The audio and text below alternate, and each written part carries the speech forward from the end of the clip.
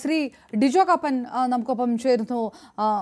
വിവരാവകാശ പ്രവർത്തനം സാമൂഹ്യ നിരീക്ഷണം കൂടിയ ശ്രീ ഡിജോ കാപ്പൻ, കാസർഗോഡ് ഒരു സ്ഥലത്തല്ല രണ്ട് സ്ഥലത്തല്ല ഇതൊരു തുടർ കാഴ്ചയായി വരുന്നു. പക്ഷേ മലപ്പുറത്തുണ്ടാകുന്നത് പോലെ ഒരു പ്രതിഷേധം ഉണ്ടാകുന്നുണ്ടോ? ഒരു തെരഞ്ഞെടുപ്പ് പശ്ചാത്തലം അവിടെ ഇല്ലാത്തത് കൊണ്ട് എന്നുള്ളൊരു ചോദ്യവുമുണ്ട്.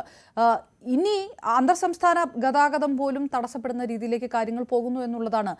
അത് ഈ മഴക്കാലം തുടരുമ്പോൾ അത് എത്രത്തോളം പേടിപ്പിക്കുന്ന രീതിയിലേക്ക് മാറുമെന്നാണ് കരുതുന്നത് താങ്കൾ? ദേശീയപാത N66 മണ്ണിടിച്ചിലും വെള്ളലുമുണ്ടായ മലപ്പുറത്തെ കുരിയാടും കണ്ണൂരിലെ കപ്പത്തും കാസർഗോഡ് ചെറുവത്തൂരും ഡൽഹി IITയിലെ പ്രൊഫസർ റാവുവിന്റെ നേതൃത്വത്തിലുള്ള സംഘം പരിശോധിച്ചു പോയി. അടുത്ത ദിവസം നമ്മുടെ പാലക്കാട് IITയിലെ സിവിൽ എഞ്ചിനീയറിംഗ് മേധാവി പ്രൊഫസർ TK സുധീഷിന്റെ നേതൃത്വത്തിലുള്ള വീണ്ടും ഒരു ടീം പരിശോധിക്കുകയാണ്. ഈ പരിശോധനകളൊന്നും ആവശ്യമില്ലായിരുന്നു.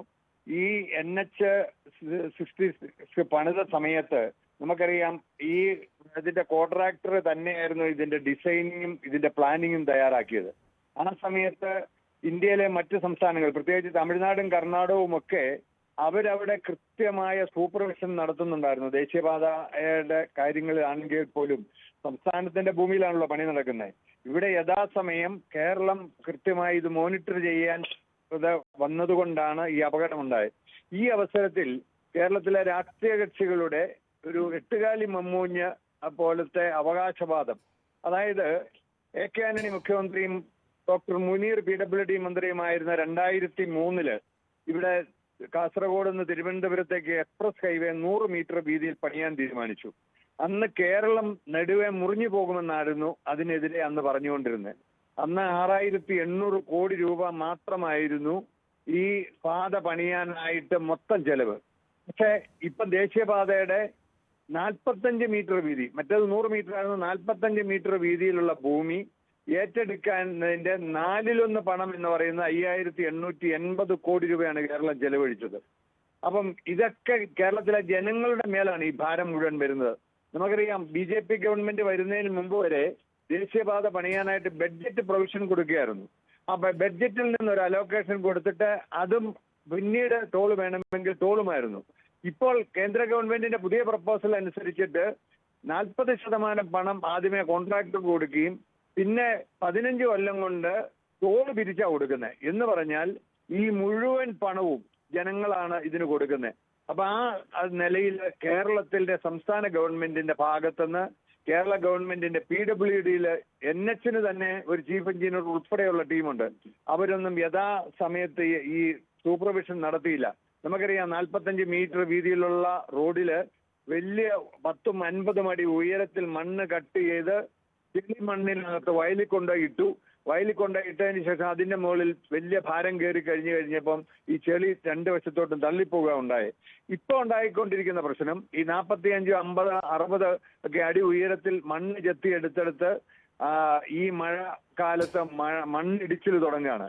ആ മണ്ണിടിച്ചിൽ കൊണ്ട് സമീപ പ്രദേശത്തെ കൃഷിഭൂമിയും ആളുകൾ താമസിക്കുന്ന വീടുകളിലേക്ക് ഈ മണ്ണൊലിച്ചിറങ്ങിക്കൊണ്ട് ഈ റോഡ് എന്ന് പറയുന്നത് ആളുകൾക്ക് വലിയ ഒരു ബുദ്ധിമുട്ടായി തീർന്നിരിക്കുകയാണ്. ഇത് 100 മീറ്ററിന്റെ കാലഘട്ടങ്ങളിൽ ഈ ഡിസൈനുകളെല്ലാം വയഡക്റ്റ് രീതിയിൽ, അതായത് എലിവേറ്റഡ് ഹൈവേ ഉപയോഗിച്ചായിരുന്നു പണിതിരുന്നത്. അങ്ങനെ പണിതിരുന്നെങ്കിൽ ഇന്ന് ഗതാഗതം സുഗമമായി തുടങ്ങാൻ കഴിയുമായിരുന്നു. പക്ഷെ കോസ്റ്റ് ഒരു 3 ഇരട്ടി കൂടുതൽ ആ പ്രദേശങ്ങളിൽ മാത്രം, മുഴുവൻ വയഡക്റ്റ് രീതിയിലായിരുന്നില്ല. അപ്പൊ ചെറിയ ലാഭം ഉണ്ടാക്കാൻ വേണ്ടി പോയത് ഇപ്പം ജനങ്ങൾക്ക് വലിയ ദുരിതമായിരിക്കുന്നു.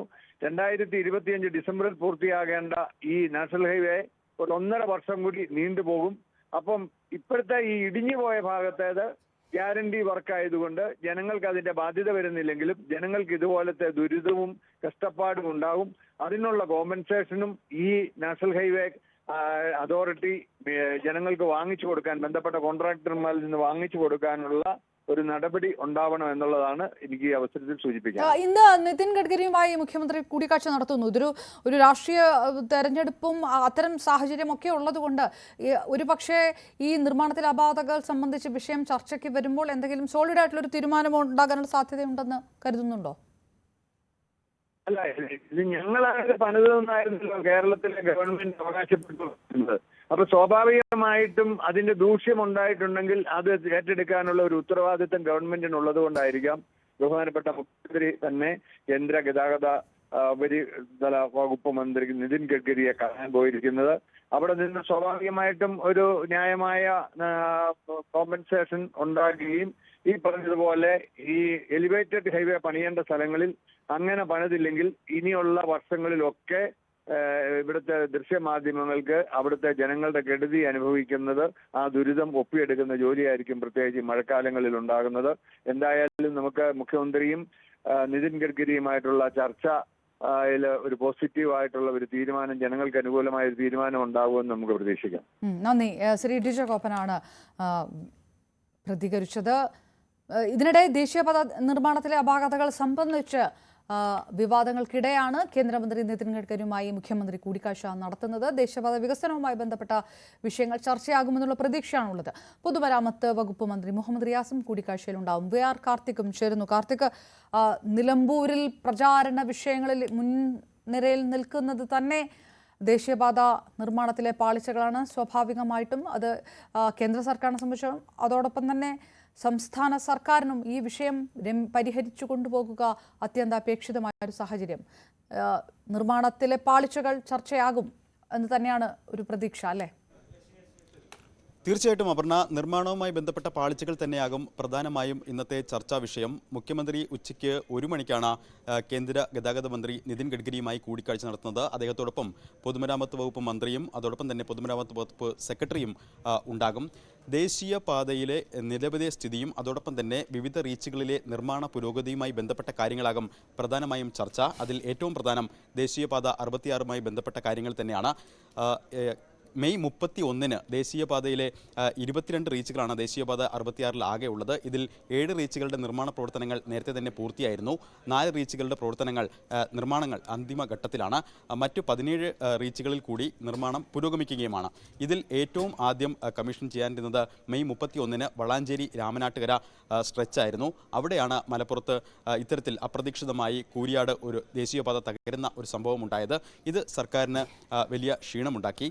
സ്വാഭാവികമായും ഈ സാമ്പത്തിക വർഷം അവസാനിക്കുന്നതിന് മുൻപ് തന്നെ ദേശീയപാത 66മായി ബന്ധപ്പെട്ട നിർമ്മാണങ്ങൾ പൂർത്തിയാക്കണം എന്ന് ഈ സർക്കാർ ആഗ്രഹിക്കുന്നു.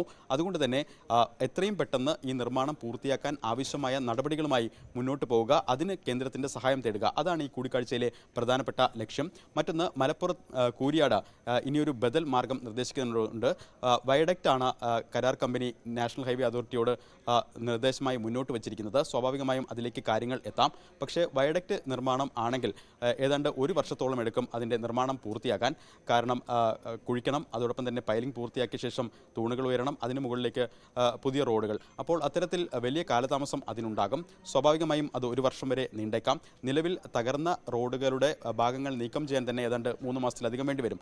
അപ്പോൾ ആ ഘട്ടത്തിലെല്ലാം തന്നെ സംസ്ഥാന സർക്കാരിൻ്റെ ഭാഗത്ത് നിന്ന് കൃത്യമായ സഹായങ്ങൾ എല്ലാം മുഖ്യമന്ത്രിയും പൊതുമരാമത്ത് മന്ത്രിയും വാഗ്ദാനം ചെയ്യും. കാരണം മാർച്ചിന് മുൻപ് ഈ നിർമ്മാണം പൂർത്തിയാക്കണം എന്നൊരു നിശ്ചയദാർഢ്യത്തോടുകൂടിയാണ്